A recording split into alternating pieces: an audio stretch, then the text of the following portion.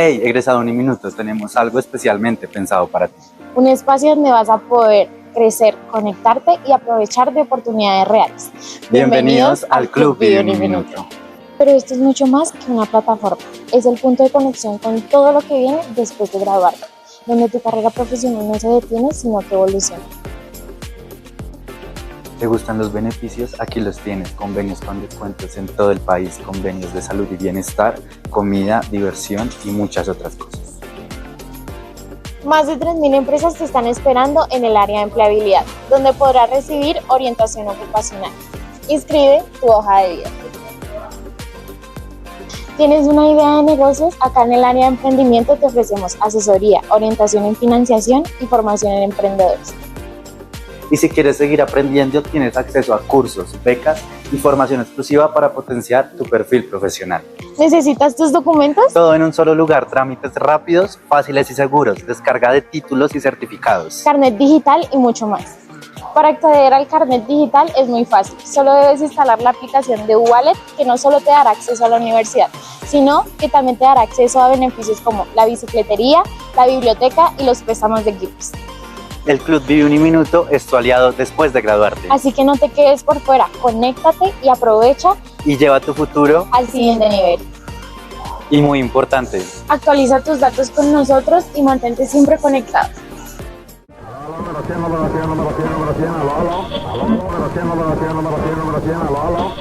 Política. Actualidad.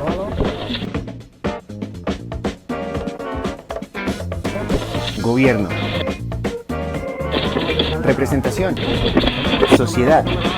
Políticamente, metiéndole mente a la política.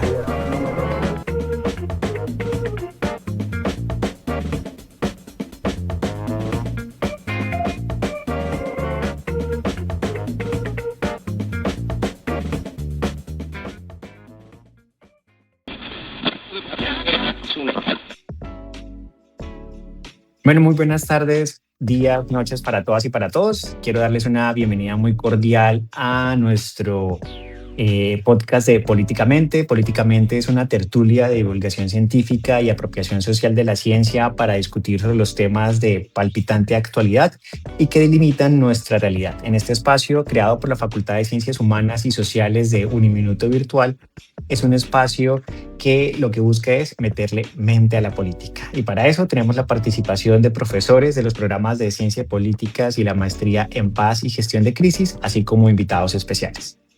En este nuevo episodio queremos discutir sobre paz electoral, diálogos para la reflexión en Colombia y cómo la comunicación en estas campañas pues, ha moldeado un poco este concepto de la paz electoral o lo que se ha generado también a partir de cada una de las campañas que se van a disputar la presidencia de la República en Colombia este domingo 21 de junio. Para esto pues quiero darles una cordial bienvenida a nuestros invitados. Primero la profesora Catherine Galeano Sánchez, docente universitaria y especialista en estudios de género, interseccionalidad, multiculturalismo y estudios urbanos. Catherine, bienvenida. A ustedes, muchísimas gracias por la invitación. Un saludo a la audiencia del programa y esperemos esta conversación de manera ampliada y nutritiva. Muchas gracias por la invitación. Dale, muchas gracias. También tenemos al profesor Diofanto Arce Tovar, postdoctor en Producción y Gestión del Conocimiento en Educación, doctor en Estudios del Desarrollo, maestría Educación y Desarrollo, licenciado en Ciencias Sociales, docente en varios programas de maestría y especialización en Colombia y director curricular del Colegio José Max León. Profesor Diofanto, bienvenido. Hola Iván, a ti, a todo el equipo de Políticamente, a Catherine, a John. Grato y muy feliz de estar aquí. Con toda. Listo, pero muchas gracias. También de la casa, ya tenemos a nuestros profes de la Uniminuto Virtual, John Freddy Gómez, investigador, docente universitario, candidato a doctor en estudios políticos y relaciones internacionales. John, bienvenido. Muchas gracias al profe Iván, que dirige Políticamente, a Catherine, al profe Diafante, al profe Luis Juan Carlos, y esperamos tener una discusión interesante el día de hoy a portas de una segunda vuelta en las elecciones presidenciales en Colombia. Vale, John, muchas gracias. Y finalmente el profesor Luis García Noguera, que es postdoctor en Gestión de la Ciencia y la Tecnología, doctor en Ciencias de la Educación, magíster en Educación, magíster en Inclusión e Interculturalidad, maestrante en Reconciliación y Convivencia, licenciado en Ciencias Sociales, docente investigador en abordajes alternativos para la construcción de la paz, en la maestría en Paz y Gestión de Crisis de la UNIMI, de la Corporación Universitaria Minuto de Dios. Profe Luis, bienvenido. Muchas gracias, Iván. Muchas gracias a la universidad por este espacio. Un cordial saludo a la compañera Catherine y a los compañeros con los cuales nos encontramos en este espacio tan pertinente en la coyuntura política que está viviendo nuestro país. Muchas gracias. Bueno, muchas gracias, profe Luis. La campaña electoral se ha manifestado de diversas maneras, ¿no? Iniciamos con un gran número de candidatos, creo que teníamos más candidatos en un único tarjetón. Luego hemos decantado a dos visiones, podríamos llamarlo así, dos visiones de lo que pensamos en Colombia, que es las apuestas hacia la dirección que quisiera tener una mayoría en Colombia. Y el tema de paz electoral pues atraviesa estas campañas. Y yo quisiera preguntarles a ustedes, dar inicio a poder comprender qué es esto que podríamos llamar paz electoral en estos momentos de campaña y en vista de esta segunda vuelta que va a definir claramente la nueva dirección que va a tomar el gobierno y la apuesta en Colombia, la apuesta social y también económica en Colombia. Entonces, no sé quién quiera dar inicio y pues vamos conversando poco a poco. Dale, yo quisiera Catherine, como iniciar con algún comentario. Este tema de la paz electoral ha estado muy vinculado a la forma como también claramente entendemos la paz, ¿no? Uno de los teóricos que más ha trabajado el tema de la construcción de la violencia, también los conflictos de manera mundial, es el sociólogo Galtung, muy conocido. Y él precisamente, nosotras que lo usamos muchísimo en temas de violencias hacia las mujeres, afirma, por ejemplo, que la violencia no es eso que vemos de manera superficial en los medios de comunicación o la violencia sea eso que vemos de manera tácita como violencia directa. Él dice que la violencia está sostenida por unas estructuras de violencia y todo esto también se aplica a los estudios que hizo sobre todo el tema del conflicto armado o los conflictos armados de manera global. Posicionando que claramente estos procesos de violencia tienen mucho que ver con las formas como socialmente se adapta y se institucionaliza también los conflictos sociales, ¿no? Entonces, la paz electoral también tiene que ver con eso de fondo, ¿no? No estamos hablando simplemente de la idea de que las elecciones pues se lleven de manera pacífica en los momentos que tomamos decisiones electorales, sino estamos hablando también de esa estructura alrededor de la violencia, de la desigualdad y la inequidad que llevan también a esas decisiones en medio de los procesos electorales, ¿no? Entonces, Galtung también hablaba de esa diferencia entre una paz que puede ser ausencia total de conflicto, que él lo veía como paz negativa, y también como el conflicto, como paz positiva, el conflicto también se puede ver como uno de los lugares específicos de la construcción de la política, ¿no? Y como el conflicto es realmente una fase constitutiva también de lo político, cómo el conflicto permite negociar ciertos niveles, permite hacer cambios, concluir que se necesitan reformas, que se necesitan cambios estructurales en pro de la equidad, la igualdad. Y entonces, en definitiva, que no exista de manera tácita esa violencia en medio de los procesos electorales no es tampoco un indicador de que exista también una forma compleja de entender la paz desde la justicia, la inclusión y la participación de derechos, ¿no? Pero sí tiene también mucho que ver. Entonces, no estamos hablando simplemente de procesos electorales que se llevan de manera organizada, calmada, sino estamos hablando también de fondo, de esa estructura de inequidad que está en la sociedad colombiana, de esa falta de justicia, participación e inclusión, ¿no? Sí, es que hay acompañando a Catherine, Iván y John, Luis, en el fondo es también la concepción de qué entendemos por democracia, ¿no? Y nosotros en Colombia históricamente hemos privilegiado en esa misma línea del problema de la paz la forma, ¿no? La forma. Entonces, nosotros nos hemos ufanado de tener una democracia muy estable, entendiéndolo en las formas, ¿no? Por ejemplo, la paz electoral, entendiéndola como preservación de la institucionalidad, preservar una competencia al menos formalmente justa, equilibrada, que hay unas garantías para que el proceso electoral se dé. Siempre lo hemos presentado en el país como un factor que manifiesta que somos una democracia. Pero Catherine plantea un tema que es realmente profundo y que da la discusión. ¿Realmente eso es democrático? En el sentido de un colectivo, de una propuesta de país, de un país que dialoga, de un país que también disente, de un país que tiene una forma de entender lo político, que sería un interrogante que empezaría a gestarse, ¿no? Porque las formas nos han acompañado, pero sabemos, las estadísticas mismas nos lo dicen, y en términos como lo que plantea Catherine de igualdad, de equidad, de participación, hay unas deudas pendientes, ¿no? Yo pensaba algo cuando comenzamos a discutir. Yo soy director académico de un colegio, ¿cierto? Yo decía, qué poco estamos visualizando lo que le estamos enseñando a los nuevos, a los niños y a los jóvenes sobre lo que es la paz, lo que son los comicios, sobre lo que es la democracia. El gran impacto de los símbolos, por ejemplo, de algunos de los candidatos, está impactando fuertemente en la lógica de los jóvenes.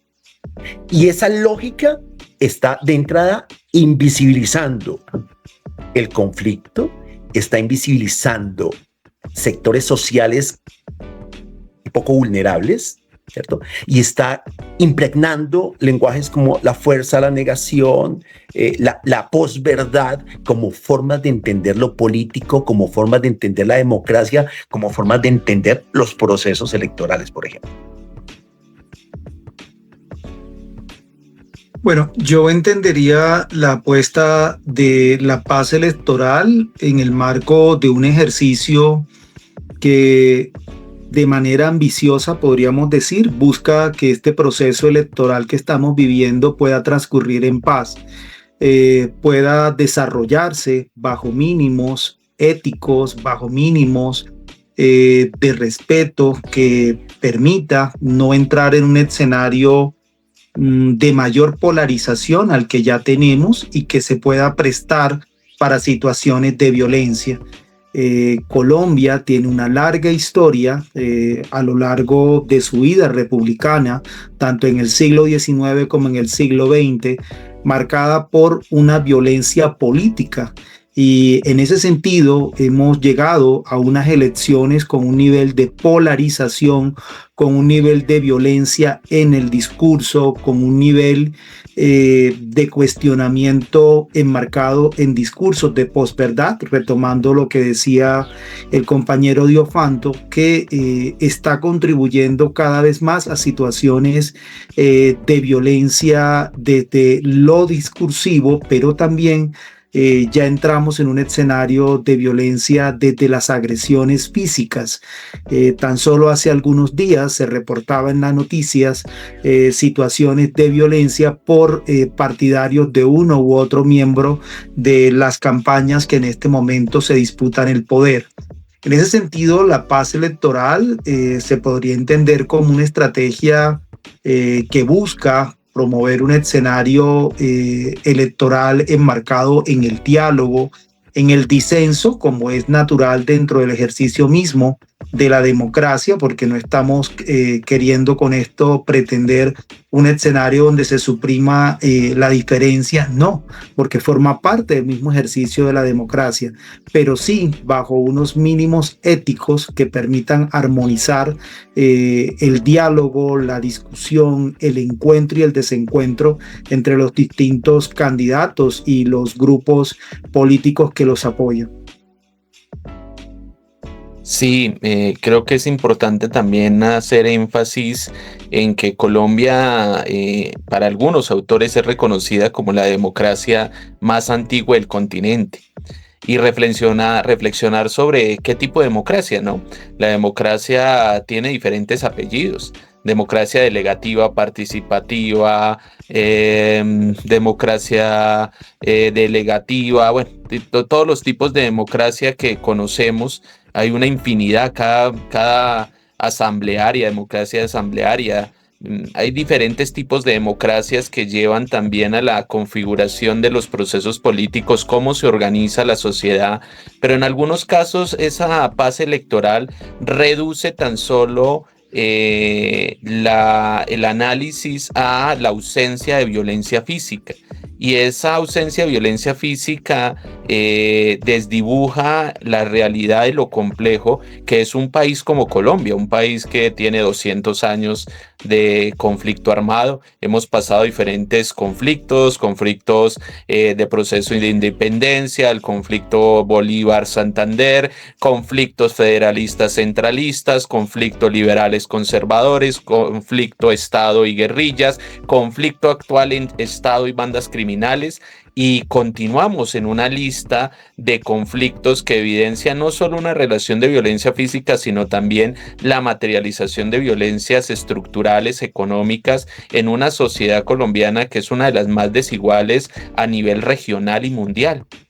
Y también violencias simbólicas a partir de normas, de procesos que no recogen el sentimiento del conjunto de la sociedad y que por ende, al no ser construido con las poblaciones, pues es alejado de ellas, se aleja de ellas y no permite crear una convivencia. Las instituciones llevarían con las normas y los procesos a vivir en convivencia, a tratar de convivir en el conjunto de esa sociedad. Lo que se evidencia actualmente es que esas normas y procesos pues no genera la posibilidad de ese hábitus que permita realmente vivir, convivir en una sociedad que cada vez está más fracturada a partir de, también hay que decirlo, una deriva de la democracia a nivel mundial. No es solo en Colombia, no es solo en América Latina, es en el mundo que se evidencia una deriva de la democracia como un proceso de organización político. En Europa hace poco hacían un análisis a los jóvenes de menos de 25 años y les decían, o la encuesta decía algo así, que si un régimen les permitía tener las necesidades básicas satisfechas, y aunque no fuera democrático, estarían de acuerdo en su implementación, y la mayoría, un 60-70%, estaba de acuerdo en que no importaba si el régimen era democracia delegativa, elecciones, sino que de alguna manera enmarcara las necesidades básicas en un contexto histórico de crisis económicas. El siglo XXI ha sido un contexto de crisis económicas, crisis en el 2001 con los .com, crisis 2008 con las burbujas inmobiliarias, crisis de los recursos naturales en 2014, crisis de la pandemia en el 2020, y actualmente vemos también una recesión económica en gran parte de los países a nivel mundial, particularmente en Europa, que genera una zozobra y una carga en las poblaciones que implica radicalizaciones, y esas radicalizaciones, autoritarismos, violencias físicas, estructurales y simbólicas. Entonces podríamos entender un poco con lo que ustedes mencionan que la paz electoral, digamos, no, desde el punto de la política, no es ausencia del disenso, ¿cierto? No lo podríamos entender como una ausencia de la polarización. Digamos que no entenderíamos esta paz electoral como una ausencia de violencia asociada al proceso mismo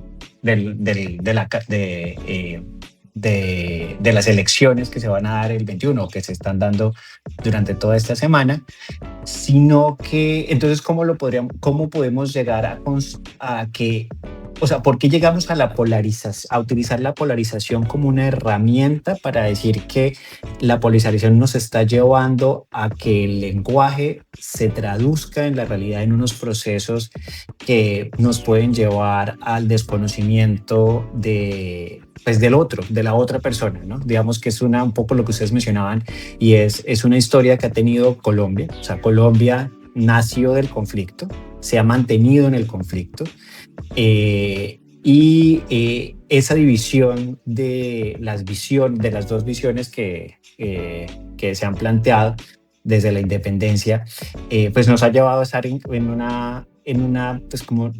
un manejo del lenguaje permanentemente que busca siempre dividirnos en esas dos aguas. ¿Cómo podemos esperar que Colombia resuelva esta campaña? Pues ya no la va a resolver en ese momento, pero ¿cómo la pensaríamos en otra Colombia diferente? ¿Cómo lograr que esta política no utilice esta polarización justamente para llevarnos a estos contextos, sino a un espacio realmente de disenso un poco más calmado o un poco más, que respete a la otra edad? No sé ustedes qué piensan. Es que creo que tenemos que acompañar un poco el viaje histórico del país que tanto John como Catherine planteaban, ¿no? Uh-huh. Y además es una lectura de los tiempos, ¿no? Colombia en términos de coloniales es una necronación, ¿no? Nos hemos fundado en la sangre de los muertos. Se ha construido. Yo nací a un viaje muy rápido de los conflictos. A eso súmale el indígena y el hispánico, ¿cierto? Y siempre la muerte ha estado permeando. Me queda complicado hablar de la política, pero siempre ha estado permeando el escenario del poder, ¿cierto? Siempre. Los discursos actuales, si vemos las campañas, más unas que otras, están sentándose precisamente en la muerte.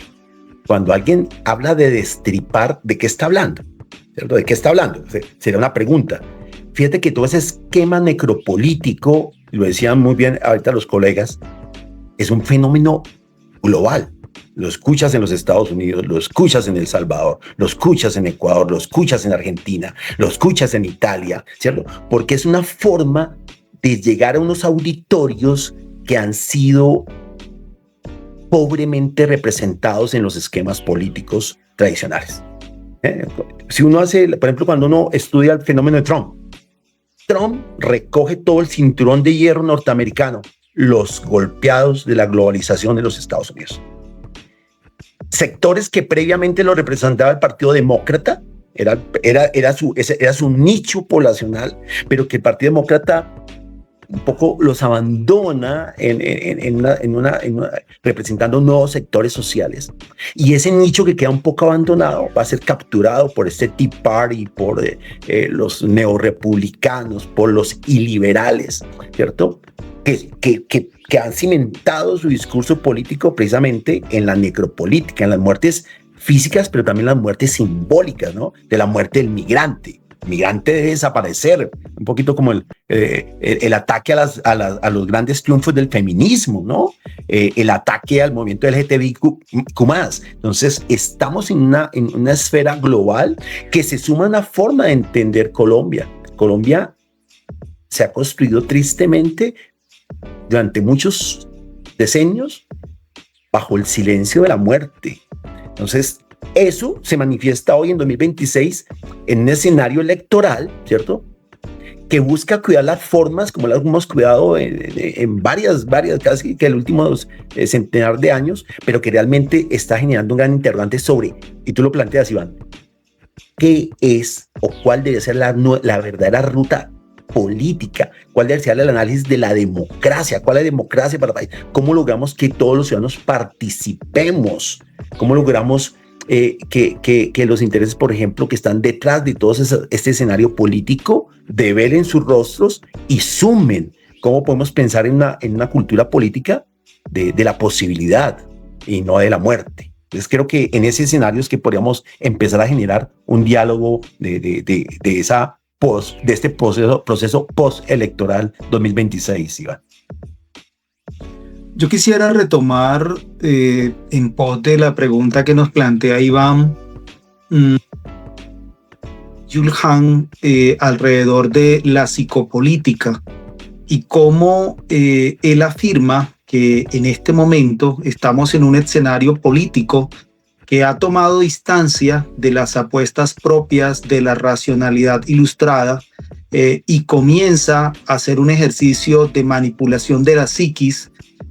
Busca generar emociones, busca generar sentimientos y esa polarización no solamente la vemos en nuestro país, sino que la vemos en muchos otros países y forma parte de una tendencia política global donde los discursos de posverdad cada día tienen una mayor prevalencia y buscan poder alimentar escenarios de polarización a partir de ciertos anhelos, expectativas que no se han cumplido al interior de las comunidades. En ese sentido, esa polarización no ha sido algo reciente en nuestro país. Si nosotros estudiamos la violencia de mediados del siglo XX con los discursos políticos de Laureano Gómez, encontramos una polarización política altamente exacerbada, una polarización que terminó derivando en la guerrilla chulavita y todos los escenarios que se dieron dentro de la guerra bipartidista y lo que posteriormente vamos a encontrar con el Frente Nacional. Ahora, volviendo a la otra parte de tu pregunta sobre qué podemos hacer frente a esa dinámica, creo que uno de los escenarios más importantes es ese proceso de formación de una ciudadanía política que el país ha buscado impulsar a partir de propuestas como la Cátedra de la Paz, que en su momento, en el marco del proceso de paz de Juan Manuel Santos, se propuso como un escenario de diálogo al interior de los colegios para poder reflexionar sobre el conflicto armado que había venido viviendo el país, pero que de igual manera debe mirar estos otros horizontes, como es la coyuntura política que está viviendo Colombia, porque este escenario de polarización no contribuye a la construcción de una cultura de paz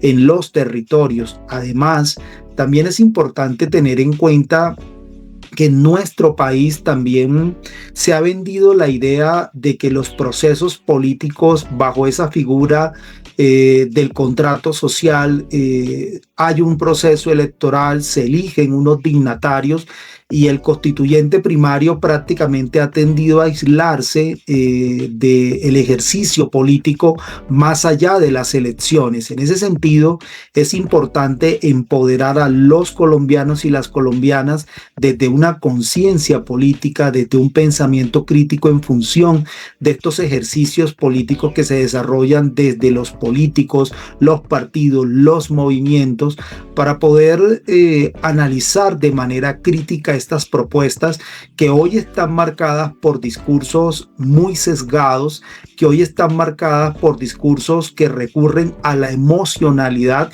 y que lo hacen abiertamente.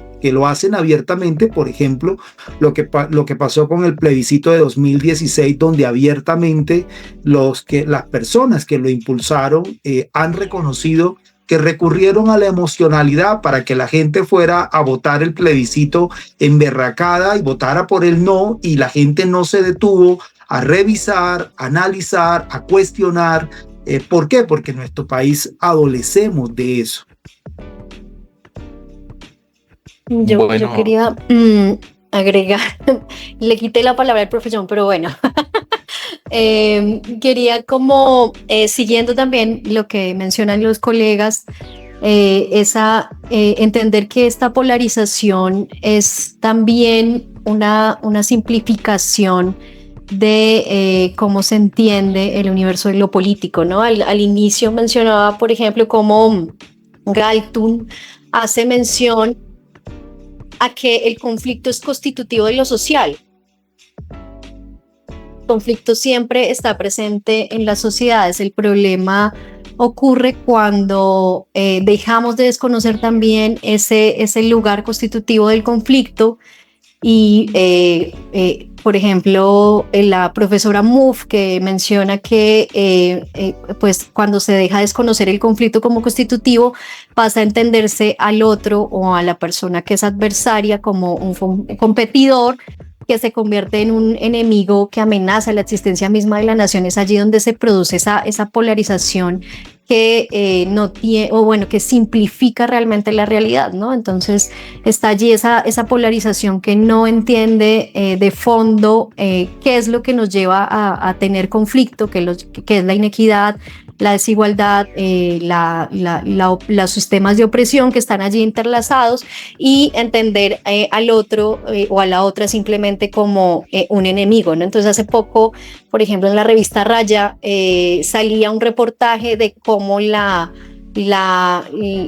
teoría del enemigo interno, que ha estado en América Latina rondando y rodando hace 60 años, también a partir de la Guerra Fría y la propuesta de Estados Unidos también de hacer enfrentarse también a lo que implicaba, por ejemplo, el comunismo o la alternatividad, era concretar esta idea del enemigo interno. Y de fondo pues nos damos cuenta que mucho de la campaña, o un gran fuerte de la campaña política en este momento, está posicionada en esta idea de volver a conversar sobre el enemigo interno, sobre quién representa ese enemigo interno, el comunismo, Venezuela, el chavismo, Maduro, etcétera, ¿cierto? ¿Quién está más aliado a esa cuestión del enemigo interno, y no reconocer de fondo ese conflicto y la inequidad de fondo como ese problema que lleva también a requerir unas básicas en materia electoral, ¿no?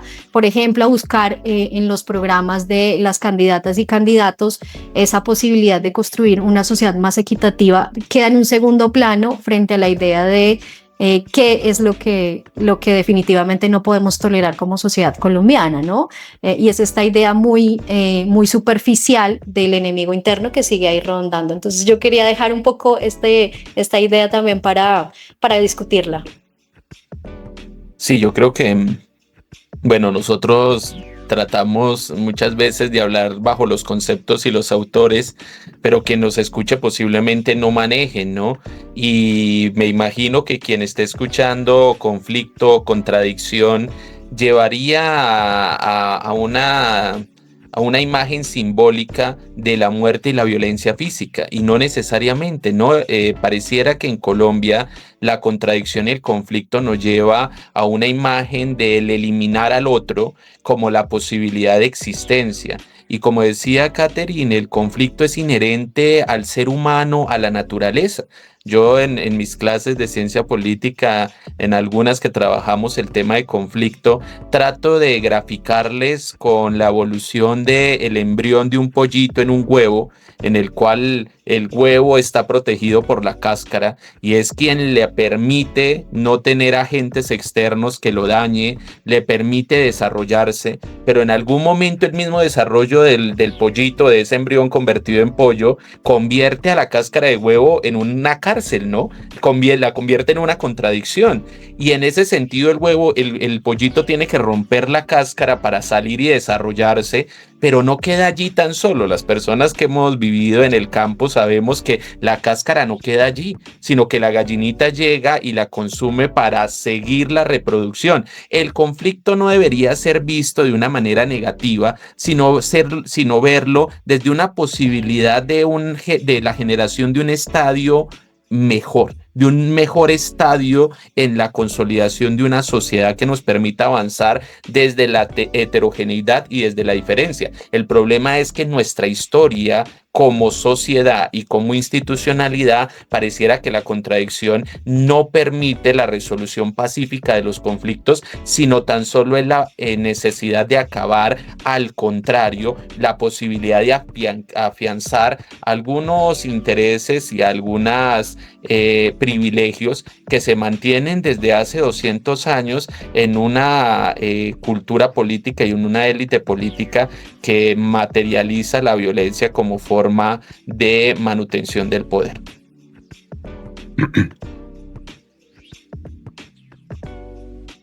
Vale.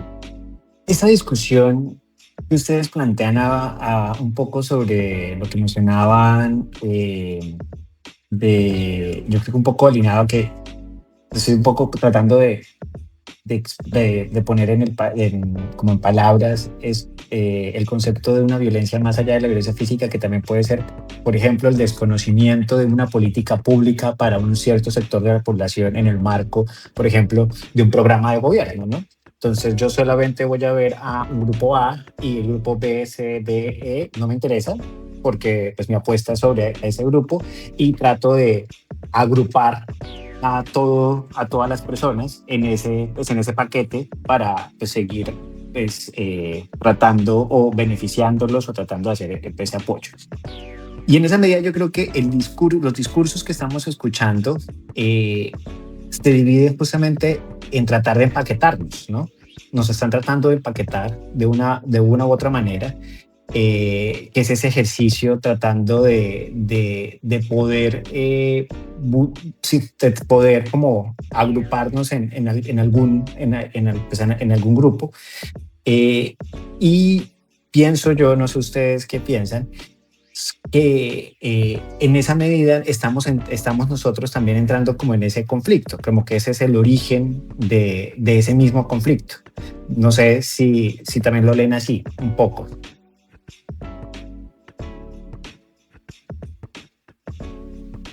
Yo ahí creo que es muy importante, porque bueno, en este momento donde tenemos tan cerca el panorama de que vamos en este fin de semana a tomar decisiones, es muy evidente que esto nos pone un poco en choque con las mismas personas que están muy cerca de nosotros, nuestra misma familia, otras personas, amigos, etcétera, que pueden tomar decisiones muy específicas sobre un candidato, otro candidato.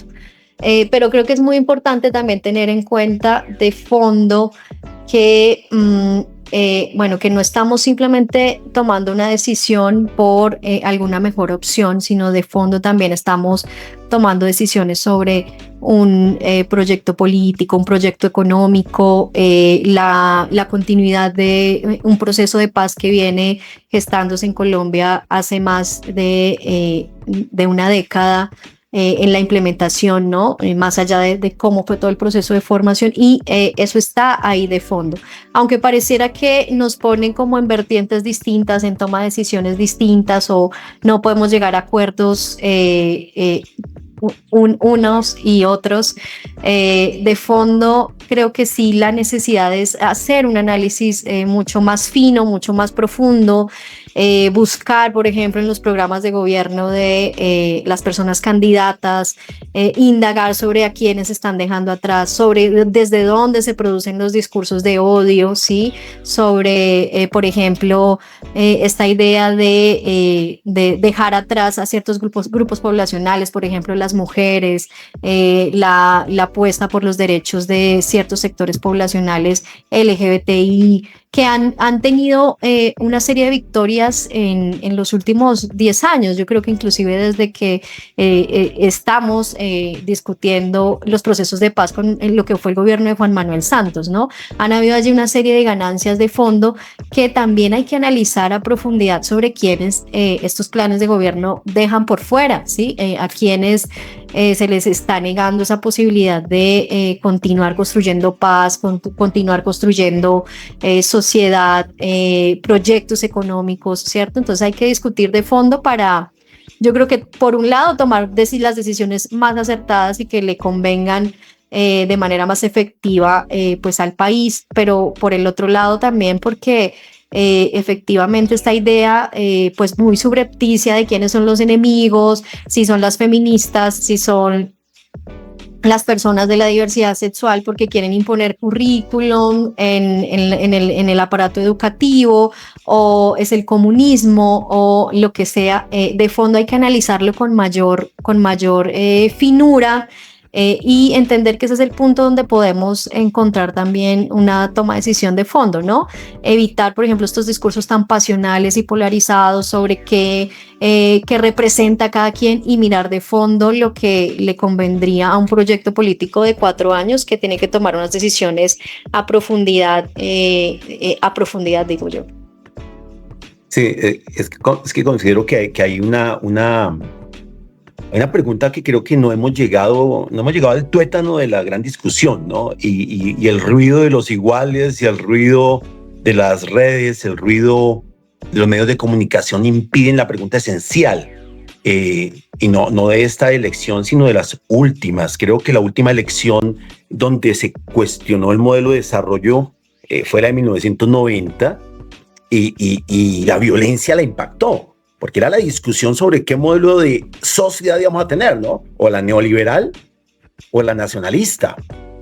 El asesinato por el narcotráfico de Luis Carlos Galán genera una ruptura en esa discusión, y colocó la discusión en otros términos, la misma discusión que está en el planeta, ¿no? Donde la economía superó lo político y colocó a lo político a rendirle cuentas a lo económico, que es lo que está pasando hoy, que no se percibe una discusión estructural. Piensen que estamos hablando y hablamos y escuchamos, y en el ruido nadie está hablando de la estructura. ¿Qué Colombia estamos pensando como sociedad? ¿Qué Colombia construimos como sociedad en colectivo, cierto? La Colombia de los hidrocarburos, ¿cierto? La Colombia para ciertos sectores, la Colombia que irradia la riqueza, eso es teóricamente, desde los industriales y los empresarios hacia el bajo de la sociedad, o una Colombia mucho más horizontal, donde todas las luchas se puedan escuchar, ¿cierto? Creo que también estamos en un marco de la sociedad, y Katherine lo especificaba, lo explicitaba, en donde nos están viendo que las luchas son distintas, ¿no? Cuando las luchas son muy similares. Entonces hacen ver que la lucha de las mujeres es una, la lucha LGTB es otra, la lucha indígena es otra, la lucha afro es otra. No, realmente están dividiendo luchas cuando la lucha puede ser tal vez una sola, y puede ser el concepto de Colombia. Pero esa discusión es una discusión que implica, primero que todo, mucha claridad, mucha humildad, volvernos a escuchar. Algo que las redes, algo que los medios de comunicación están impactando, es que no nos podemos escuchar, ¿cierto? Porque el escuchar, y creo que Luis lo ha planteado varios momentos en su intervención, estamos trabajando es con la emoción, porque la emoción vende, la emoción genera ruido, la emoción genera likes, y eso está impidiendo un proceso mucho más calmado, casi que mucho más silencioso, pedagógico primero que todo, pero también de participación. Y mientras no tengamos esa posibilidad de parar esta locomotora, este tren de alta velocidad que trae beneficios a muchos otros, pues no vamos a poder generar un proceso político mucho más orgánico, genuino, que permita discusiones distintas. Y a eso sumémosle el tipo de liderazgos, que es importante mencionarlo también, además de la estructura, que jalonan estas discusiones, ¿cierto? Que jalonan y permiten ver, por ejemplo, un proceso como este electoral. A veces uno diría, oiga, parece que el mejor promotor de la campaña de Abelardo fuera el presidente de la República, porque ahí también entra las formas de entenderse como líderes, de entender su papel histórico, que formaría parte también de esta discusión tan compleja como es el proceso electoral colombiano. Yo creo que la mitad... Perdona, continúa, John, disculpa. Yo creo que ahí, gracias, profe Luis, yo creo que ahí es importante también entender las bases de nuestros procesos democráticos y de participación. Y es que muchas veces el primer entorno de participación democrático que tenemos en el país son las elecciones de personeros en los colegios, ¿no? Creo que a todos nos tocó la elección de personeros, donde la democracia se materializa como una mofa, como un circo, se materializa como una forma de llenar una exigencia para tener una representación de estudiantes, pero en la realidad se gana a partir de las emociones. Eso queda plasmado en los jóvenes, en los niños jóvenes y luego adultos que van a ir a delegar su poder ante un servidor público de elección popular. ¿Cómo se elige un personero? ¿Cómo se elige a partir de hacer promesas infundadas? Pero ese niño no tiene la responsabilidad. Tenemos nosotros la responsabilidad como docentes de articular la posibilidad de que ellos conozcan cuáles son los límites de su participación y representación, que si tiene algunos recursos, esos recursos no te van a dar para hacer una piscina o para ir a un viaje en Miami cada 3 meses o hacer un gym day cada semana, que son las promesas que al final terminan siendo votadas por carisma o tradición y no por realmente un proceso de análisis riguroso sobre las propuestas de representatividad de los estudiantes en estos cuerpos colegiados. Si desde allí comenzamos mal, pues imagínense ustedes adultos con el estrés profundo laboral que existe al día de hoy, con el tema de las redes sociales. Claramente lo que estamos abonando es en esa pasionalidad y no en la racionalidad. Yo creo que tendríamos que fundarnos allí en ese concepto de también la responsabilidad que tenemos en la educación por crear nuevos jóvenes que participen democráticamente a partir de propuestas razonadas y no populistas o ligadas a las pasiones, pero también importante comprender la necesidad de la transición, de esas transiciones que son muy difíciles para nuestro país, pero que son fundamentales, y es reconocer la presencia del Estado. En muchos casos no reconocemos la presencia del Estado. Ustedes escuchan a muchas personas que apoyan algunas de las candidaturas y hacen propuestas que van en contra de la prestación de los servicios que día a día necesitamos como sociedad. Y en algunos casos es por la invisibilidad que existe en la prestación del servicio del Estado. Yo les digo a mis estudiantes, el Estado está en todo. Si no, miren el logo allí de nuestra corporación universitaria Minuto de Dios y abajo dice vigilada por el Ministerio de Educación. Pero también en la comunicación, ustedes escucharán este podcast porque hay una regulación estatal. Ustedes llegan a sus trabajos porque hay unas vías, porque hay unos medios de comunicación que son reglamentados y regulados por el Estado. Vinieron a este planeta nacieron a partir también de la lógica y una protección de un Estado social democrático de derecho que no tiene dolientes. Pareciera que no tiene dolientes el Estado. No hay un doliente que se apropie del Estado y realmente materialice y se diga, mire, vamos a proteger al Estado, lo vamos a fortalecer, pero no cualquier tipo de Estado, sino ese Estado que está enmarcado en nuestra Constitución del 91, un Estado social democrático de derecho que implica la progresividad de la satisfacción de las necesidades básicas de la población. Y en esa medida, entonces, bajo ese acuerdo marco que es la Constitución, ahí sí vamos a elegir a los candidatos presidenciales. Pero el problema es que en Colombia no tenemos un Estado robusto. El Estado se subordina a los gobiernos de turno. Cada 4 años no tenemos unas nuevas políticas, se destruyen las políticas públicas, y los que hemos trabajado y estudiado la política pública sabemos que una política pública necesita por lo menos 12 a 15 años de maduración, y si llegan cada 2 o cada 3 años un gobierno, pues estoy hablando de 2-3 años en la formulación, porque realmente tienen 4 años, pero mientras se realiza Plan Nacional de Desarrollo, mientras se implementa y el final del año no se hace nada porque estamos pensando en elecciones, pues al final no hay políticas públicas que enmarquen realmente las transformaciones que necesita la sociedad, y allí también tenemos que plantearnos como sociedad cómo nos vemos, no solo en unas elecciones de 4 años, sino cómo planteamos realmente reconfigurar o fortalecer esos acuerdos colectivos que nos permiten vivir en sociedad, que en este contexto histórico son las constituciones. Bueno, yo quisiera primero aportar algo a lo que decía el compañero John. Y es que casualmente frente al ejemplo que él coloca de la elección del gobierno escolar, es tan importante en ese proceso los comités que organizan ese proceso electoral y los procesos de acompañamiento que viene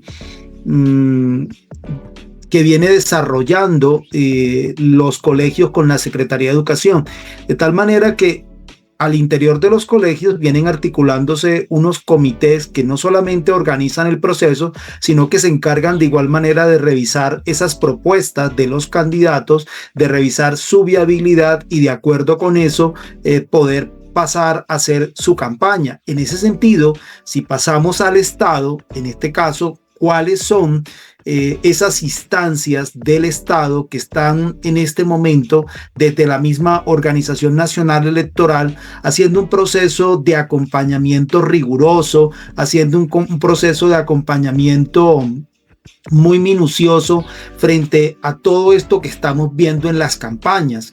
Es interesante ver ya las decisiones que ha venido tomando la Procuraduría, decisiones importantes, pero creo que todavía nos estamos quedando cortos y ahí coincido con el compañero.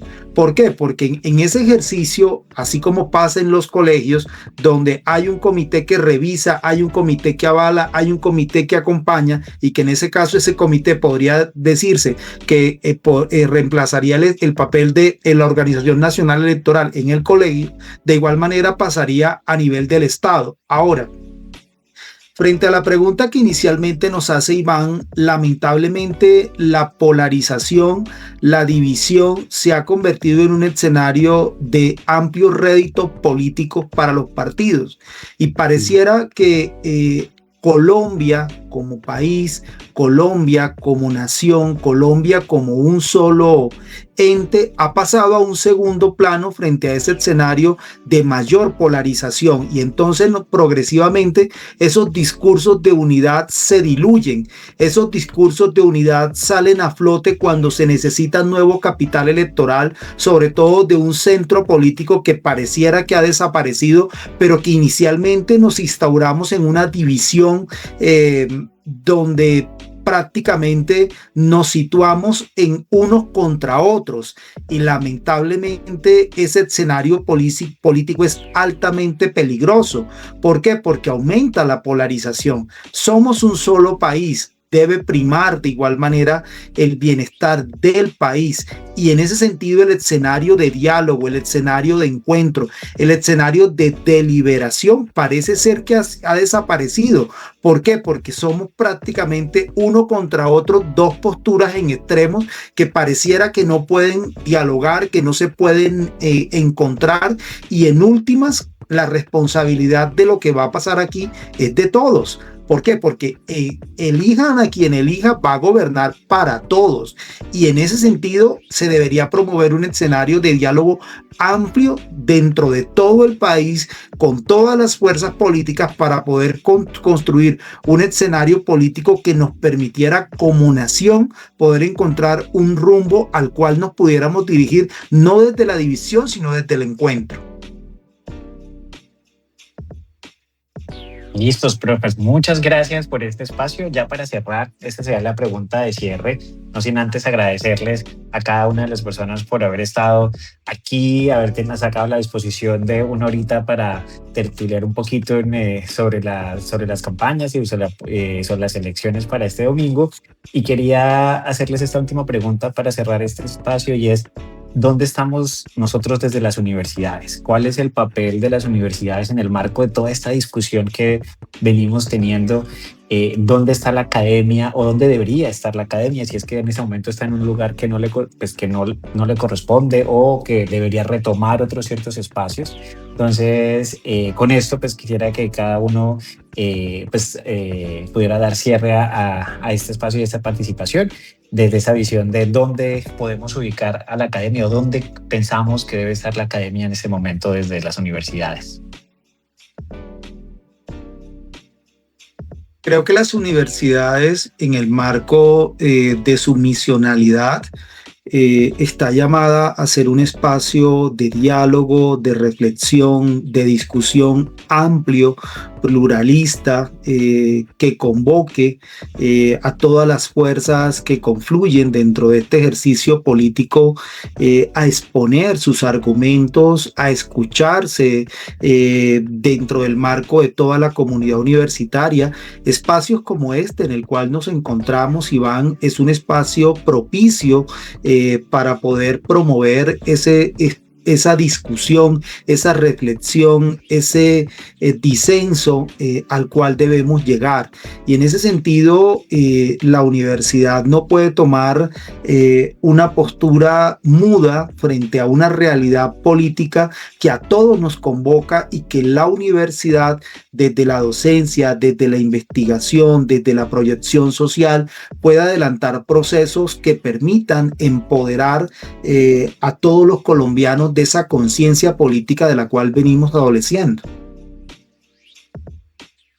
Sí, hay algo que, bueno, lo que plantea Luis es absolutamente el deber ser del fenómeno de la universidad.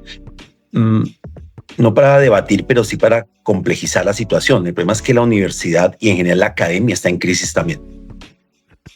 Una crisis de sentido, lo que a veces lleva a que esos debates en la línea de lo que planteaba Luis no sean tan cotidianos ni tan permanentes como deberían ser, ¿cierto?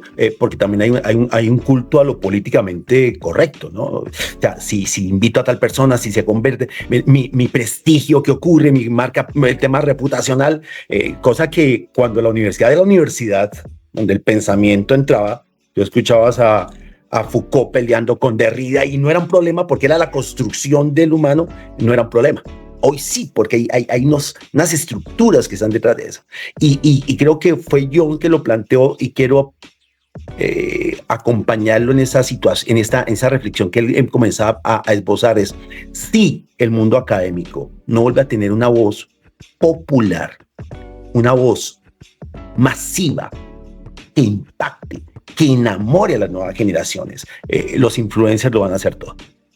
O sea, con todo el peso epistemológico, ontológico de la universidad, si no nos comunicamos distinto, y yo lo decía, hay que hablarle al colectivo, si no, no va a pasar nada. Vamos a quedarnos haciendo papers que solo terminan alimentando unas dinámicas que no sé si sean universidad o no. Pero la esencia, el diálogo con los jóvenes, con los mismos profesores, el diálogo con la ciudadanía se está perdiendo una gran oportunidad, porque el saber y esa reflexión, fíjese, en un espacio como este está ahí. Habría que pensar cómo un espacio tan profundo como este que ustedes estructuran y lo que todos discutimos llega al que ve reels de 30 segundos y que toma sus decisiones con base a los 30 segundos, no más. Es más bien una gran pregunta que tenemos que hacernos los que nos dedicamos por vida, pasión y visión al ejercicio académico. Sí, yo quería agregar algo con lo que menciona el profesor Dion Fanto. Efectivamente, los procesos, bueno, el vínculo que tiene la academia, y no solamente la universidad, también la academia, es la posibilidad de consolidar pensamiento crítico, ¿no? Esa relación con el pensamiento crítico, no solamente con el vínculo que ha consolidado, yo creería como en los últimos, desde los 80 más o menos, que es ese vínculo muy claro entre el desarrollo de sistemas económicos, más que todo capitalistas, con el vínculo que se tiene desde el desarrollo también de los procesos académicos y de ciertas disciplinas en particular. Una de las cosas que tenemos que recuperar de manera fuerte es la posibilidad de construir ese pensamiento crítico, no solamente de disciplinas como la ciencia política, la sociología, las disciplinas sociales, sino también en otros vínculos académicos con otras disciplinas que se dedican a la producción de empresa, a la producción, por ejemplo, de lenguajes masivos en comunicación, en lo que implica la inteligencia artificial. Bueno, todo esto es necesario también que podamos generar ese vínculo con el pensamiento crítico, y que las ciencias sociales o las disciplinas críticas, la economía, el derecho también, no se queden rezagadas de ese lenguaje que parece mucho más cercano a la cotidianidad de la ciudadanía, con lo que tiene que ver con, por ejemplo, su cotidianidad en realidad, ¿sí? Lo que tiene que ver con cómo yo consigo el sustento para mi casa, cómo consigo gasolina, etcétera. Ahí está el vínculo con lo político, ahí está el diálogo con lo político de manera clara y es necesario que la academia y la universidad pueda profundizar. Y quería yo simplemente finalizar con algo donde creo que también nos hace mucho falta repensarnos la universidad y es en ese vínculo con el territorio, ¿sí? La universidad sigue siendo una propuesta muy metropolitana, muy desde las ciudades, muy desde la construcción de unos proyectos económicos específicos y deja de lado los territorios, deja de lado las periferias, que bueno, que habría que entrar a mirar si eso es una categoría todavía útil, pero deja de lado esos lugares donde, por ejemplo, la discusión de la paz es fundamental, ¿sí? Donde para mí la paz no solamente significa un proyecto comunicativo de fondo, sino la posibilidad de que en mi territorio haya conflicto, aviones sobrevolando, personas fumigando glifosato, ¿sí? Eso está allí de fondo y la universidad tiene que acercarse mucho más, tenemos que acercarnos mucho más a los territorios periféricos en Colombia que de fondo son los que están viviendo las consecuencias, por ejemplo, de la guerra, las consecuencias de la inequidad, la desigualdad. Entonces, creo que es necesario que sigamos en esos proyectos académicos y universitarios que se acercan mucho más al territorio, no solamente como una propuesta de llegada o de inclusión, sino también pensarse esos lugares territoriales desde la misma academia, que han habido intentos de muchas universidades y creo que hay que seguir fortaleciéndolos, cómo pensar la universidad indígena, la universidad feminista, la universidad de la diversidad sexual, la universidad de las personas campesinas, hay que seguírsela pensando desde ese lugar. Bueno, yo creo que ya se han dado las bases de cuáles serían los objetivos y cuál es la responsabilidad que tiene la universidad. Yo me voy un poquito más atrás en lo estructural, entendiendo la sociedad del siglo XXI, en una sociedad que está perdiendo el valor de la empatía, el reconocimiento del otro. La inteligencia artificial, las redes, el internet, ha golpeado profundamente en la posibilidad del relacionamiento.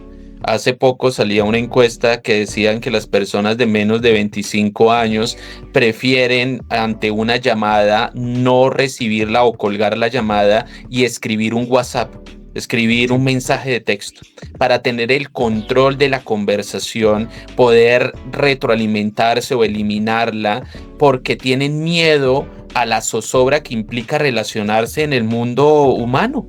Y es que vivimos en la zozobra, esa zozobra debemos reconocerla y esa zozobra implica reconocer al otro en su derecho, en su libertad, en la posibilidad de errar, pero también de aprender del error. Y la universidad debe construir esos agentes empáticos que desde la empatía reconozcan el conocimiento complejo y el pensamiento crítico. Al día de hoy es un valor. La universidad nace con pensamiento crítico, luego se institucionaliza y se vuelve técnica. Y al día de hoy el Banco Mundial, el Fondo Monetario Internacional, la Organización Mundial del Comercio, en sus análisis económicos dicen la universidad y el colegio debe llegar de nuevo al pensamiento crítico, porque es el que puede dar valor a partir de la inteligencia artificial que reúne el conocimiento humano, lo mantiene allí. Lo que necesitamos es ir una milla más allá, al menos un centímetro más allá. Tenemos que ir ese centímetro más allá, pero para ir ese centímetro más allá tenemos que reconocernos, como decían por ahí, subir a hombros de ese gigante y ver un poco más allá, y para subir necesitamos las manos que nos permitan abalanzarnos y llegar a ese nuevo espacio.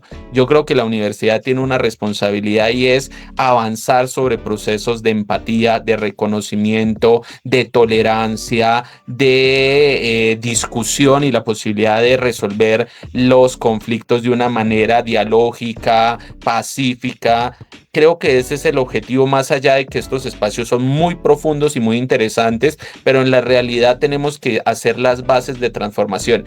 Eso se creaba antes en el colegio, en la escuela, en la casa, pero en la realidad el día de hoy se ha perdido también porque, pues también otra encuesta, yo soy amante de las encuestas, dicen algo así como que nosotros nos relacionamos entre 8 a 15 horas al día en redes sociales.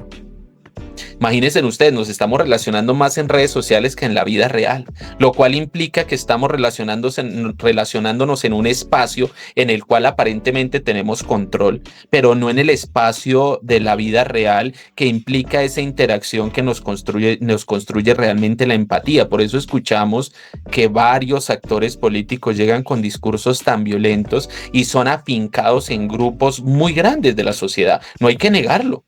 Ganan las elecciones, y ganan elecciones ¿por qué? Porque llegan a esos actores, a esos agentes, porque son agentes que no tienen ninguna o nula empatía con el otro. Y ahí tenemos que afianzar, porque desde la empatía reconocemos el conocimiento, que el conocimiento es una construcción colectiva, y desde lo colectivo crecemos. Y nada, gracias, profe Iván. Pues nada, muchas gracias por este espacio. Para nosotros fue todo un placer poder contar pues con la participación de cada uno de ustedes.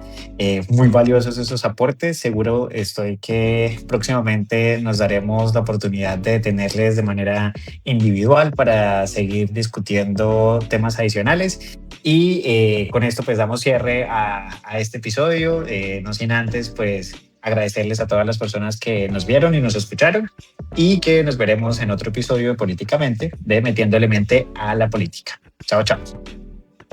Dice profesor, hasta aquí se corta. Muchas gracias a ustedes por participar. Fue muy enriquecedor este espacio. Y como les mencionaba pues en la grabación original, pues nada, seguro estoy que vamos a hacer otros espacios de manera un poco más individual y poder ahondar en temas como lo decía al principio, de palpitante actualidad. Muchas gracias. Que tengan una feliz tarde. Gracias. Muchas gracias. Feliz tarde, gracias. Un saludo. Hoy escuchamos algunas voces alrededor de este concepto. Te invitamos a seguir construyendo tu propia voz. Este es un podcast producido por la Unidad de Ciencias Sociales y Humanas de la Uniminuto Virtual. La edición estuvo a cargo de la profesora Juliana Naranjo, voz en off a cargo del profesor Iván Páez, con música de Snail Music, material de archivo sonoro de la Radiodifusora Nacional. Les esperamos en nuestro próximo capítulo para que sigamos poniéndole mente a la política.